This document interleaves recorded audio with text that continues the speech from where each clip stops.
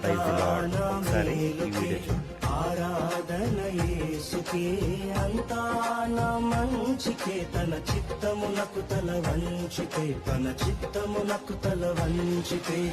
ఆరాధన ఆపను, స్తుతించుట మానను, ఆరాధన ఆపను, స్తుతించుట మానను.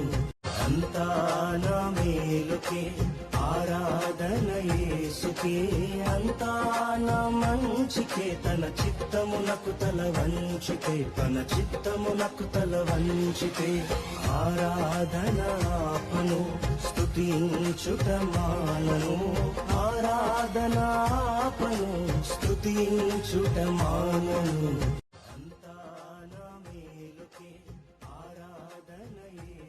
చూశారు కదా, క్రీస్తు సువార్త నిమిత్తం వెళ్ళినటువంటి ఒక వ్యాన్ మీద అక్కడ ఉన్నటువంటి వాళ్ళ మీద వాళ్ళు చేస్తున్నటువంటి దౌర్జన్యం.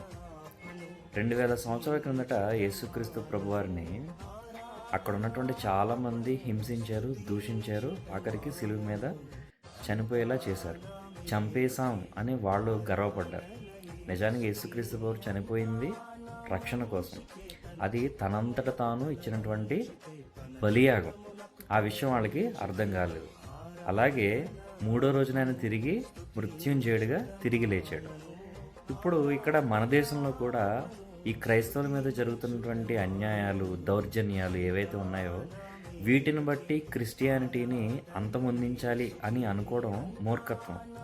2000 సంవత్సరాల క్రిందట క్రీస్తుని చంపితే 2025 సంవత్సరాల తర్వాత, అంటే ఇంచుమించు 2000 సంవత్సరాల తర్వాత, అంటే అప్పటికున్నటువంటి క్రిస్టియానిటీ క్రైస్తవ్యం యొక్క సంఖ్య కంటే ఇప్పుడున్నటువంటి క్రిస్టియానిటీ క్రైస్తవ్యం సంఖ్య ఎక్కువ.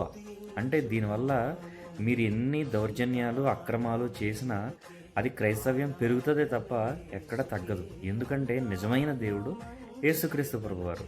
ఈ లోకానికి రక్షించడానికి వచ్చినటువంటి దేవుడు ఎవరున్నారంటే అది యేసుక్రీస్తు ప్రభువారు.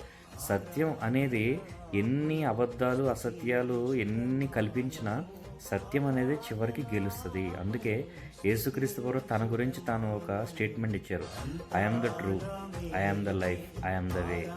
నేనే మార్గం, నేనే సత్యం, నేనే జీవం అని యేసుక్రీస్తు ప్రభు ఒక స్టేట్మెంట్ ఇచ్చారు. అంటే సత్యం, యేసుక్రీస్తు ప్రభు అంటేనే సత్యం. కాబట్టి ఎంతలా క్రైస్తవుని హింసించినా, దూషించినా క్రిస్టియానిటీ అనేది పెరుగుతుంది తప్ప తగ్గదు. మీరు ఎంత చేసినా కానీ మీ మీద మేము ప్రేమ చూపిస్తామే తప్ప ద్వేషాన్ని చూపించాం. అది ప్రభు అయిన యేసుక్రీస్తు ప్రభువారు మాకు నేర్పినటువంటి ప్రేమతత్వం. Praise the lord.